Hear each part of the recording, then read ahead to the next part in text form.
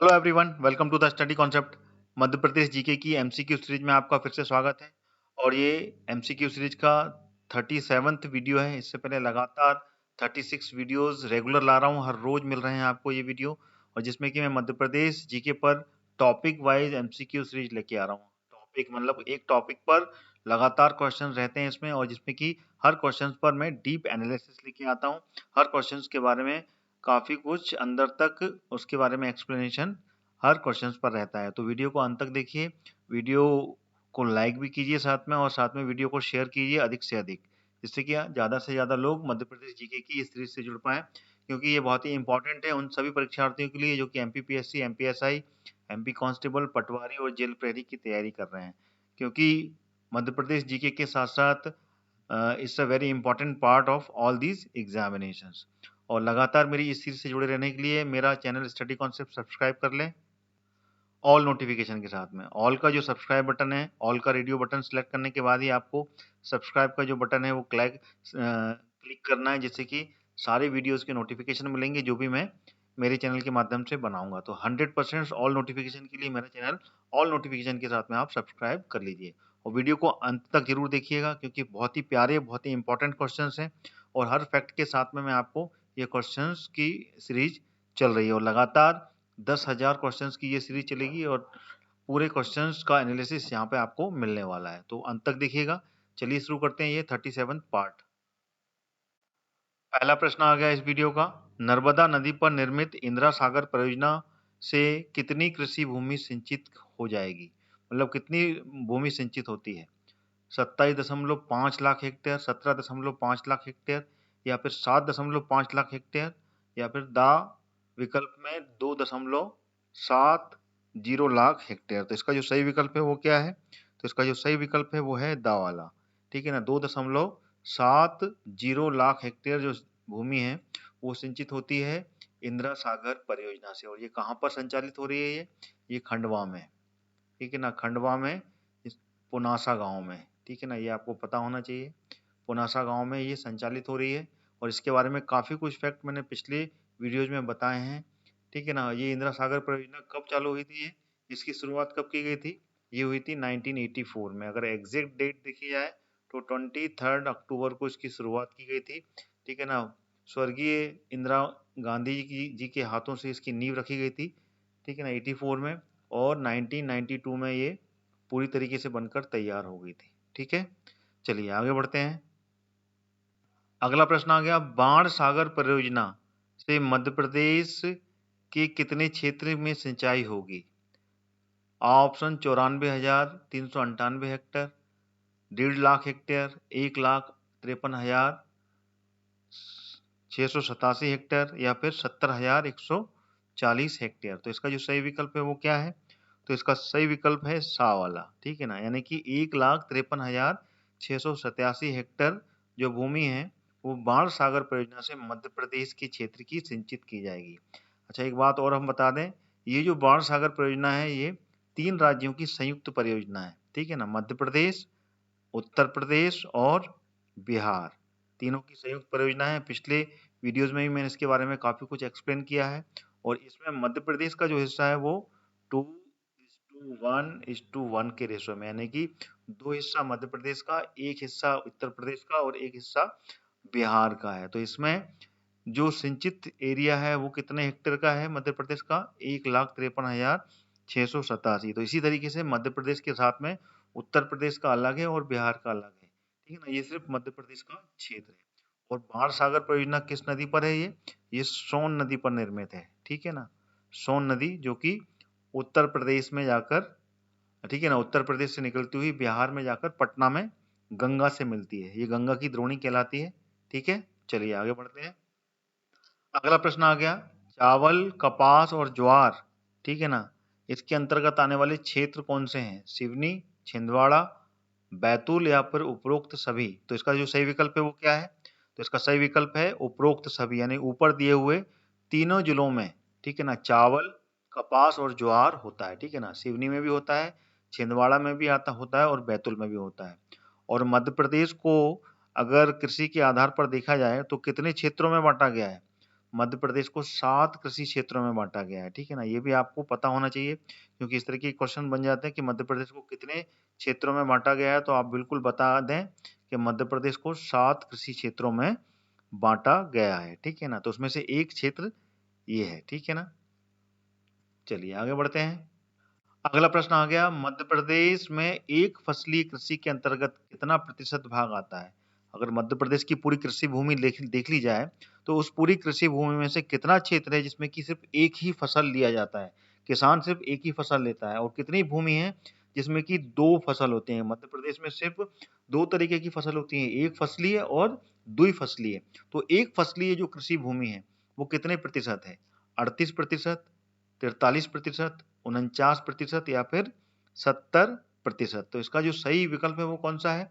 तो इसका जो सही विकल्प है वो है 43%।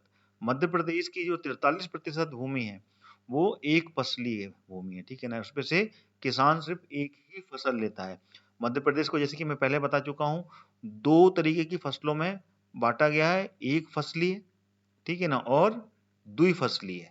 ठीक है ना, द्विफसलीय। तो द्विफसलीय जो जो क्षेत्र है वो कितना है? तो द्विफसलीय क्षेत्र है 70%। 70% भूमि का हिस्सा द्विफसली के अंतर्गत आते हैं, यानी कि 2 फसल उस पे से उगा सकता है किसान। ठीक है, अगला प्रश्न आ गया, मध्य प्रदेश में प्रमुख कपास उत्पादन वाला क्षेत्र कौन सा है? पूर्वी मध्य प्रदेश, पश्चिमी मध्य प्रदेश, दक्षिणी मध्य प्रदेश या फिर उत्तरी मध्य प्रदेश? पिछले प्रश्नों में भी इसके बारे में मैंने काफी जानकारी दी है पिछले वीडियोज में। तो वो है पश्चिमी मध्य प्रदेश। जो मध्य प्रदेश का पश्चिमी क्षेत्र है वहां पर कपास होता है। क्यों होता है? क्योंकि मालवा मालवा का जो पठार है, मालवा के पठार का अधिकतर हिस्सा काली मिट्टी का क्षेत्र है, और यहाँ पर गहरी काली, ये जरूर याद रखिएगा, गहरी काली मिट्टी पाई जाती है। ठीक है ना, वहां पर कपास की पैदावार अधिक होती है। तो गहरी काली मिट्टी वाला क्षेत्र कौन सा है? वो है खंडवा और खरगोन वाला क्षेत्र, खंडवा और खरगोन। ठीक है ना, पूर्वी निमाड़ और पश्चिमी निमाड़, यहाँ पर कपास बहुत आयत में होता है और कपास की पैदावार वाला क्षेत्र यही कहलाता है। तो ये कौन से क्षेत्र में आता है? ये पश्चिमी क्षेत्र में आता है। ठीक है ना, तो पश्चिमी क्षेत्र में जो एरिया पड़ता है वहां पर गहरी काली मिट्टी बहुत पाई जाती है, जैसे कि अपना धार हो गया, अलीराजपुर, झाबुआ। तो ये पूरे के पूरे क्षेत्र में काली मिट्टी की बहुत ज्यादा अधिकता है और यहाँ पर ये कपास उत्पादन वाला क्षेत्र कहलाता है। तो उसमें सबसे अधिक जो कपास होती है वो खंडवा और खरगोन में ही होती है। ठीक है, और ये नर्मदा घाटी का क्षेत्र है, ध्यान रखिएगा, नर्मदा घाटी। ठीक है, क्लियर हो गया? चलिए आगे बढ़ते हैं। अगला प्रश्न आ गया, कपास उत्पादन में मध्य प्रदेश का देश में कौन सा स्थान है? तीसरा, चौथा, पांचवा या फिर छठवा? तो इसका जो सही विकल्प है वो क्या है? तो इसका जो सही विकल्प है वो है आ, तीसरा। पूरे देश में कपास के उत्पादन की दृष्टि से देखा जाए तो मध्य प्रदेश का तीसरा स्थान आता है। ठीक है ना, पहले और दूसरे नंबर पर जो आते हैं वो आते हैं गुजरात और महाराष्ट्र। ठीक है ना, जो गुजरात है उसका पहला नंबर लगता है और उसके बाद में फिर महाराष्ट्र का नंबर लगता है। ठीक है ना, ये पूरा क्लियर होना चाहिए। महाराष्ट्र का सेकंड नंबर लगता है, फिर थर्ड नंबर पर जो आता है वो आता है मध्य प्रदेश। ठीक है, और कपास कौन सी फसल कहलाती है? कपास जो कहलाती है वो नगदी फसल कहलाती है, यानी कि तुरंत भुगतान वाली फसल है ये। जैसे ही इसकी फसल खड़ी होती है तो इसमें नगद में भुगतान करके ये फसल का पैसा मिल जाता है, इसलिए इसको नगदी वाली फसल कहा जाता है। और मध्य प्रदेश का, जैसे कि मैंने पिछले प्रश्न में बताया, कौन सा क्षेत्र होता है? पश्चिमी क्षेत्र में कपास सबसे अधिक होती है और उसमें खंडवा हुआ, खरगोन, बड़वानी, धार, रतलाम, ये पूरा पूरा क्षेत्र जो पश्चिमी क्षेत्र है यहाँ पर कपास का उत्पादन अधिक होता है। और मध्य प्रदेश का, जैसे मैंने बता दिया, तीसरा नंबर लगता है। ठीक है ना, पूरे भारतवर्ष में पहले नंबर पर गुजरात है, दूसरे पर महाराष्ट्र और तीसरे पर मध्य प्रदेश। ठीक है, आगे जाने से पहले मैं आपको बताना चाहता हूं, अनअकैडमी आपके लिए लाया है एक फ्री प्लान जिसमें कि आपको एमपी के टॉप एजुकेटर से पढ़ने का सुनहरा मौका मिलेगा। इसी के साथ में आपको मिलेगा 500 से ज्यादा free live classes, live doubt clearing के साथ ही साथ में 20,000 से ज्यादा free questions, free mock test और उन सभी के एनालिसिस, और साथ में आपको अनअकैडमी देगा और भी बहुत कुछ। फ्री प्लान एक्सेस करने के लिए आज ही डाउनलोड करें अनअकैडमी का ऐप और यूज करें मेरा रेफरल कोड हरदयाल कुशवाहा, जो कि रेड लेटर में, कैपिटल लेटर में आपके सामने दिख रहा है। आइए अब जान लेते हैं अनअकैडमी के प्लस बैचेस के बारे में, जो कि आपकी हर जरूरत के लिए परफेक्ट है। जी हाँ, अनअकैडमी के साथ में आप अपनी प्रिपरेशंस की जरूरत के हिसाब से घर बैठे ज्वाइन कर सकते हैं और अपनी एमपीपीएससी प्रीलिम्स 2020 की सिलेक्शन पक्की कर सकते हैं। ये सारे बैच बहुत जल्दी शुरू हो रहे हैं और अपनी प्रिपरेशन में आप जहां भी हैं वहां से आपको बहुत मदद करने वाले हैं। तो आइए जान लेते हैं इन सभी कोर्सेज के बारे में। जो भी प्रीलिम्स 2020 क्लियर करना चाहते हैं ध्यान से सुने। आपकी तैयारी के लिए आ गया है ultimate 60 days crash course with MCQ practice. Live theory live revision दिन में और subject wise live MCQ practice जो कि रात में होगी। मध्य प्रदेश के टॉप एजुकेटर्स के द्वारा लाइव कोर्स का जो पीडीएफ नोट्स हैं वो भी आपको प्रोवाइड कराए जाएंगे। साथ ही साथ में 20 से ज्यादा प्रीलिम्स की मॉक टेस्ट की प्रैक्टिस होगी और 20,000 से ज्यादा क्वेश्चंस बैंक की डेली प्रैक्टिस आप कर सकेंगे। यह बैच स्टार्ट हो रहा है 2 फरवरी से, तो आज ही जाकर एनरोल करें और अपनी तैयारी को और भी पक्की करें। क्या आप Madhya Pradesh SI exams crack करना चाहते हैं? तो अभी ज्वाइन कीजिए लक्ष्य MP sub inspector 3 month foundation course, जो कि स्टार्ट हो रहा है 2 फरवरी से। इसमें आपको मध्य प्रदेश की टॉप फैकल्टी से पढ़ने का पूरा मौका मिलेगा। साथ ही साथ आपको मिलेंगे लाइव क्लासेस, पीडीएफ नोट्स और वीकली मेगा क्विज। तो बिल्कुल भी देरी ना करें, ज्वाइन करें इस कोर्स को। इस कोर्स का लिंक मैंने वीडियो के डिस्क्रिप्शन बॉक्स में डाल दिया है। क्या आप एमपीपीएससी प्रीलिम्स 2020 की तैयारी शुरू कर रहे हैं? और तो अभी आप ज्वाइन कीजिए 10 मंथ का मेगा फाउंडेशन बैच, जो कि स्टार्ट हो रहा है 2 फरवरी से। इसमें आपको मध्य प्रदेश की टॉप फैकल्टी से पढ़ने का पूरा मौका मिलेगा। साथ ही साथ आपको मिलेंगी लाइव क्लासेस, पीडीएफ नोट्स और वीकली मेगा क्विजेस। इस कोर्स का लिंक भी मैंने वीडियो के डिस्क्रिप्शन बॉक्स में डाल दिया है। आज ही अपने सपने को साकार करें अनअकैडमी के साथ में। क्या आपका थ्योरी का रिवीजन हो गया है और आपको सब्जेक्ट वाइज एमसीक्यू रिवीजन चाहिए? तो आपके लिए अनअकैडमी लेके आया है 60 days revision wise course through subject wise MCQ series. इसमें सब्जेक्ट वाइज आपको एमसीक्यू रिवीजन होगा और साथ ही साथ में क्लास के बाद में इसके नोट्स भी मिलेंगे। और ये स्टार्ट हो चुका है 14 जनवरी से, तो बिल्कुल भी देरी ना करें, ज्वाइन करें इस कोर्स को। इसका भी लिंक मैंने वीडियो के डिस्क्रिप्शन बॉक्स में डाल दिया है। क्या आप ऑलरेडी रिवीजन कर रहे हैं? तो ज्वाइन कीजिए रिवीजन कोर्स को। संपूर्ण ज्ञान में आपको रिवीजन सेशंस मिलेंगे, यहाँ पे आप पढ़ सकते हैं विथ डाउट क्लियरिंग के साथ में। और संकल्प बैच में आपको मिलेगा डेडिकेटेड डाउट क्लियरिंग आपके रिवीजन को बूस्ट करने के लिए। रिवीजन इज वेरी इंपॉर्टेंट, तो आज ही इन बैच को ज्वाइन करें। दोनों बैच में दो जो सब्सक्रिप्शन है वो आप एक ही वैल्यू में पा सकते हैं। जिन लोगों ने एमपीपीएससी प्रीलिम्स क्लियर कर लिया है उन सभी को मेरी तरफ से बहुत बहुत बधाई, मैनी मैनी कंग्रेचुलेशंस। अब अपने मेंस की तैयारी में बिल्कुल भी चूक ना करें। आप लोगों के लिए अनअकैडमी लेके आया है स्वप्न पूर्ति बैच, जिसमें कि आपको 35 दिन में एमपीपीएससी मेंस की कंप्लीट प्रिपरेशन कराई जाएगी with dedicated answer writing practice के साथ में। ये बैच स्टार्ट हो रहा है 1 फरवरी से। इसमें कि आपको मध्य प्रदेश की टॉप फैकल्टी के साथ में पढ़ने का मौका मिलेगा, लाइव क्लासेस मिलेंगी, पीडीएफ नोट्स प्रोवाइड कराए जाएंगे, साथ ही साथ में आपको वीकली मेगा क्विज भी कंडक्ट कराई जाएंगी। तो आज ही अपनी सफलता की सीढ़ी को एक और कदम आगे बढ़ाएं अनअकैडमी के साथ में। आइए अब जान लेते हैं अनअकैडमी के सब्सक्रिप्शंस कैसे लेना है। बस आपको प्ले स्टोर पर जाना है और अनअकैडमी का लर्निंग ऐप डाउनलोड करना है और इसमें अपना गोल एमपीपीएससी व्यापम सेलेक्ट करना है और प्ले प्लस कोर्सेज में जाकर अपने मनचाहे बैचेज और कोर्स को एनरोल करके गेट सब्सक्रिप्शन का जो बटन है उसको क्लिक करना है। इंस्टेंट 10% का डिस्काउंट पाने के लिए फीस में आपको मेरा रेफरल कोड जो कि रेड कैपिटल लेटर में हरदयाल कुशवाहा लिखा है उसको एंटर करना है। जैसे ही आप एंटर करेंगे you will gate 10% discount in the fees. तो देर किस बात की है दोस्तों, आज ही अनअकैडमी का लर्निंग ऐप डाउनलोड कीजिए और एमपीपीएससी और व्यापम क्रैक करने के लिए तैयार हो जाइए। Let's crack it.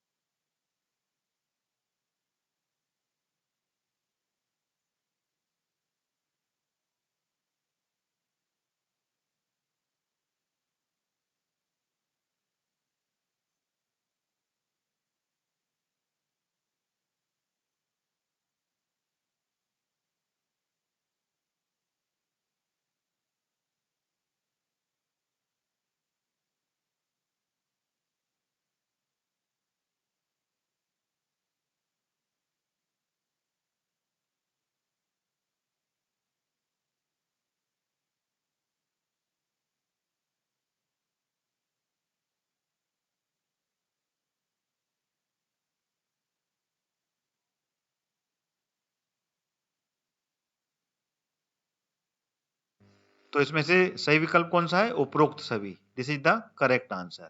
ठीक है, क्योंकि सोयाबीन, कपास और ज्वार ये तीनों की तीनों खरीफ यानी कि वर्षा की ऋतु में ही इसकी बुआई होती है और शीत ऋतु में ये काट ली जाती है। ठीक है ना, और ये वर्षा की है यानी कि वर्षा यानी कि खरीफ। ठीक है, तो this is the correct answer. ठीक है, अगला प्रश्न आ गया, केंद्र सरकार की सृष्टि योजना के तहत किन किन फसलों को 100% केंद्रीय सहायता दी जा रही है? बताइए। गेहूं, चावल, अरहर या उपरोक्त सभी? तो इसका सही विकल्प क्या है? तो इसका सही विकल्प है उपरोक्त सभी। उपरोक्त सभी को 100% सहायता मिलती है और ये जो योजना चलाई गई थी ये 1989 में चलाई गई थी। 1989 में ये योजना शुरू हुई थी और इसमें प्रदेश के जो 33 जिले हैं, 33 जिले हैं, ठीक है ना, वहां पर सूखे की स्थिति से निपटने के लिए, क्योंकि सूखा उस समय सूखे का बहुत ज्यादा प्रभाव था, तो सूखे की स्थिति से निपटने के लिए केंद्र सरकार ने इस सृष्टि योजना की शुरुआत की थी और यहाँ पर 100% केंद्रीय सहायता मिलती थी गेहूं, चावल और अरहर के लिए। ठीक है, तो this is the correct fact. अगला क्वेश्चन आ गया, मध्य प्रदेश में मूंगफली की सर्वाधिक उत्पादन वाला जिला कौन सा है? खंडवा, खरगोन, बड़वानी या फिर धार? तो इसका सही विकल्प क्या है? तो इसका जो सही विकल्प है वो है खरगोन।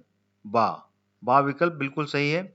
खरगोन में सबसे अधिक मूंगफली की पैदावार होती है और मूंगफली कब उगाई जाती है? मूंगफली है खरीफ की फसल। ठीक है ना, वर्षा ऋतु में इसकी बुआई होती है और शीत ऋतु में इसको निकाल लिया जाता है। तो this is the correct fact. अगला प्रश्न आ गया, मध्य प्रदेश में कृषि संबंधित तथ्यों पर विचार करें और सही कथन का चयन कीजिए।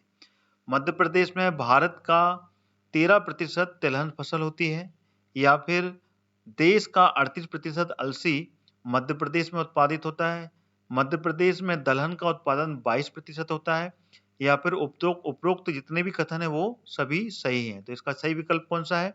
तो इसका दा विकल्प बिल्कुल सही है, यानी कि उपरोक्त ऊपर दिए हुए सारे विकल्प बिल्कुल सही है, यानी कि मध्य प्रदेश में भारत का 13% जो तिलहन है यानी कि तेल निकालने वाली जो फसल है वो 13% है पूरे भारत में, और 38% अलसी मध्य प्रदेश में होती है, और दलहन फसल में जो हिस्सा है वो पूरे भारतवर्ष में 22% है। इसी तरीके से 11% गेहूं, ठीक है ना, पूरे भारत में अगर गेहूं देखा जाए तो गेहूं पूरे भारतवर्ष में मध्य प्रदेश का हिस्सा 11% का है। ठीक है, तो ये सारे फैक्ट आप याद रखिएगा बिल्कुल, क्वेश्चंस कैसे भी बन सकते हैं। आगे बढ़ते हैं, अगला प्रश्न आ गया, मध्य प्रदेश में कृषि जोतों का सर्वाधिक क्षेत्रफल किस जिले में है? पिछले वीडियो में मैंने आपको इसके बारे में जानकारी दी है, तो बताएं। आ हरदा, होशंगाबाद, कटनी या फिर नीमच? तो इसमें से सही विकल्प कौन सा है? तो सबसे अधिक कृषि जोत हरदा जिले में पाई जाती है। यहाँ पे की एवरेज 5.8 कृषि जोत है, यानी कि 5.8 हेक्टेयर की कृषि जोत एवरेज है यहाँ पर, यानी कि सबसे अधिक जोतों का क्षेत्रफल अगर ज्यादा है तो वो हरदा जिले में है। और अगर यहाँ पे औसत आकार देखा जाए, पूरे एमपी का अगर एवरेज देखा जाए तो एवरेज है 1.7 हेक्टेयर का। ठीक है ना, अगर इसका एवरेज निकाला जाए तो 1.7 हेक्टेयर का एवरेज है, और सबसे कम जोतों का आकार जो मिलता है वो मिलता है इन दोनों जिले में। सबसे कम जोतों का आकार, सबसे कम, ठीक है ना, कितना? 1.5 हेक्टेयर के आसपास का जो क्षेत्र है वो नीमच और कटनी में मिलता है। ठीक है, चलिए आगे बढ़ते हैं। अगला प्रश्न आ गया, मध्य प्रदेश में सर्वाधिक संख्या की पशु किसकी है? सबसे ज्यादा पशु कौन सी संख्या में पाए जाते हैं? गाय पाई जाती है, भैंस, बकरी या फिर भेड़? तो इसका जो सही विकल्प है वो है बकरी। मध्य प्रदेश में सर्वाधिक संख्या में बकरी पाई जाती है। अगला प्रश्न आ गया आपके सामने, मध्य प्रदेश में पशु घनत्व के आधार पर किस जिले का प्रथम स्थान है? रीवा, टीकमगढ़, आ और बा दोनों, या फिर इनमें से कोई नहीं? तो कौन सा विकल्प सही है इसका? तो इसका विकल्प सा बिल्कुल सही है, यानी कि ऊपर दिए हुए दोनों विकल्प बिल्कुल सही है। पशु घनत्व के आधार पर जो जिले प्रथम आए हैं वो रीवा और टीकमगढ़ आए हैं। ठीक है, इसमें ये जो रेशो है, ठीक है ना, इसमें डेंसिटी पूछी गई है, ठीक है ना, जो घनत्व है यानी कि 1 किलोमीटर में सबसे अधिक पशुओं का जो घनत्व होता है उसके आधार पर ये प्रथम स्थान पर रहा है, ये दोनों जिले। ठीक है, अगला प्रश्न, पशु घनत्व की दृष्टि से प्रदेश में द्वितीय स्थान पर कौन सा जिला रहा? ऑप्शन आपके पास में है राजगढ़, रायगढ़, जबलपुर और नरसिंहगढ़। तो इसका जो सही विकल्प है वो कौन सा है? तो वो है राजगढ़। राजगढ़ जो जिला है वो सेकंड नंबर पर रहा है, ठीक है ना। टीकमगढ़ और रीवा के बाद में जो कि प्रथम स्थान पर रहे, राजगढ़ द्वितीय स्थान पर रहा, सेकंड नंबर पर। ठीक है, अगला प्रश्न आ गया, पशु संबंधी संस्थानों के संबंध में सही कथनों को चुनिए। मध्य प्रदेश में गोवंश संरक्षण के लिए गोवंश आयोग बनाया गया है। दूसरा, मध्य प्रदेश में एक बकरी प्रजनन क्षेत्र तथा 7 बकरी प्रजनन इकाइयां कार्यरत हैं। तीसरा, मध्य प्रदेश में 10 कुक्कुट पालन प्रक्षेत्र कार्य करते हैं। या फिर उपरोक्त सभी कथन सत्य हैं। तो इसका जो सही विकल्प है वो क्या है? तो दा इसका बिल्कुल सही विकल्प, यानी कि ऊपर दिए हुए तीनों कथन बिल्कुल सही हैं। यानी कि मध्य प्रदेश में गोवंश संरक्षण के लिए गोवंश आयोग का गठन किया गया है। साथ में यहाँ पर एक प्रजनन क्षेत्र है बकरी का और 7 प्रजनन इकाइयां कार्यरत कर रही हैं बकरियों के लिए, और 10 कुक्कुट पालन क्षेत्र भी कार्यरत हैं पूरे मध्य प्रदेश में। कुक्कुट यानी कि मुर्गों के लिए, मुर्गा मुर्गी जो होते हैं ना, उनके लिए। चलिए आगे बढ़ते हैं। अगला प्रश्न आ गया, मध्य प्रदेश में राज्य पशुधन और कुक्कुट विकास निगम की स्थापना कब हुई थी? 1972, 82, 88 या फिर 97? तो कौन सा विकल्प इसका सही है ये अपने को बताना है। तो सही विकल्प है 1982 में कुक्कुट विकास निगम और पशुधन दोनों की स्थापना राज्य में की गई थी। ठीक है ना, अगर इसकी एग्जैक्ट डेट देखी जाए तो ये 19 नवंबर 1982 में इसकी स्थापना की गई थी। ठीक है, अगला प्रश्न आ गया, मध्य प्रदेश में कुल कितने पशु प्रजनन प्रक्षेत्र हैं? 6, 7, 8 या फिर 9? तो इसका सही विकल्प कौन सा है? तो सही विकल्प है सा। टोटल 8 प्रजनन क्षेत्र हैं, ठीक है ना, जो कि पशुओं के लिए है। ठीक है, अगला प्रश्न आ गया, मध्य प्रदेश में गौवंशीय सांड संप्रदाय की नस्ल सुधारने के लिए कौन सी योजना प्रारंभ की गई है? प्रजनन सुधार, नंदीशाला, गौ सेवक योजना या फिर इनमें से कोई नहीं? तो इसका जो सही विकल्प है वो है नंदीशाला। नंदीशाला जो योजना है, ठीक है ना, उसकी शुरुआत की गई है। ठीक है ना, तो this is the correct answer. और इसकी शुरुआत कब से की गई थी? ये 2005 में। 2005 में इस योजना की शुरुआत की गई थी, 26 अक्टूबर 2005। ठीक है, अगला प्रश्न आ गया, मध्य प्रदेश राज्य में मत्स्य विकास निगम की स्थापना कब की गई थी? 1974, 79, 89 या फिर 99? तो सही विकल्प कौन सा है? तो इसका जो सही विकल्प है वो है 1979 में मध्य प्रदेश में राज्य मत्स्य विकास निगम की स्थापना की गई थी। फिर उसके बाद में इसको भंग किया गया। भंग करने के बाद में 1999 में, ठीक है ना, इसका नाम बदला गया और इसका नाम क्या रखा गया? मध्य प्रदेश मत्स्य महासंघ। ठीक है ना, मछलियों के लिए है ये, मत्स्य महासंघ के नाम पर इसकी स्थापना की गई। ये जरूर याद रखना, 99 में इसको भंग करके इसका नाम बदला गया और इसका नाम बदल के रखा गया मध्य प्रदेश मत्स्य महासंघ मर्यादित। ठीक है ना, एक पूरी सहकारी व्यवस्था यहाँ पर लागू की गई। अगला प्रश्न आ गया, नवीनतम कृषि महाविद्यालय गंज वासोदा जो तहसील है विदिशा की, वहां पर खुलने जा रहा है। तो बताना है कि पशु चिकित्सा महाविद्यालय कहाँ खोला गया है? होशंगाबाद, रीवा, भोपाल या बालाघाट? तो इसका जो सही विकल्प है वो कौन सा है? तो इसका सही विकल्प है रीवा। मध्य प्रदेश के रीवा में पशु चिकित्सा महाविद्यालय खोला गया है। ठीक है, अगला प्रश्न आ गया, मध्य प्रदेश में खरीफ व रबी की फसलें क्रमशः कितने प्रतिशत हैं? 67, 33, 57, 43, 56, 44, 60 व 40%। तो इसका सही विकल्प कौन सा है? तो इसका सही विकल्प है आ, यानी कि खरीफ की फसल जो होती है वो होती है 67%, ठीक है ना, पूरे मध्य प्रदेश में। और रबी की जो फसल होती है वो होती है 33%। ठीक है, तो ये इसका सही विकल्प है। तो ये थे टोटल 25 क्वेश्चंस जो कि मैंने आपके सामने प्रस्तुत किए पूरे फैक्ट्स के साथ में। वीडियो को कमेंट के द्वारा बताएं कि आपको कैसा लगा। साथ में वीडियो को लाइक करें और वीडियो को शेयर भी करें अधिक से अधिक, जिससे कि ज़्यादा से ज़्यादा विद्यार्थी जो कि एमपीजीके की तैयारी कर रहे हैं वो ज़्यादा से ज़्यादा देख पाएँ। लगातार मेरे चैनल के साथ में बने रहें स्टडी कॉन्सेप्ट के साथ में। उसके लिए आपको मेरा चैनल सब्सक्राइब करना है। ऑल का जो रेडियो बटन है सिलेक्ट करने के बाद ही आप सब्सक्राइब का बटन क्लिक करें। Then you will get all 100% notification of my all videos. तो इसी के साथ में मैं अपना ये वीडियो यहीं समाप्त करता हूँ। लगातार मेरे चैनल को ट्यून कीजिए और प्लेलिस्ट से वो सारे वीडियो देखिए जिससे कि आप मध्य प्रदेश के अलावा अन्य जीके देखना चाहते हैं या पढ़ना चाहते हैं। जय हिंद, जय भारत।